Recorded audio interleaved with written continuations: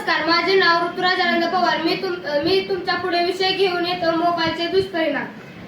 याड लागलं र याड लागलं मोबाईलच र याड लागलं, याड लागलं र याड लागलं मोबाईलच र याड लागलं. विद्यार्थी मित्रांनो, मोबाईल हे असे प्रसार माध्यम आहे, ते लहानापासून ते मोठ्यापर्यंत सर्वांना आवडते. अगदी 4-5 वर्षापासूनच्या मुलांपासून ते म्हाताऱ्या माणसांपर्यंत सर्वांना आवडते.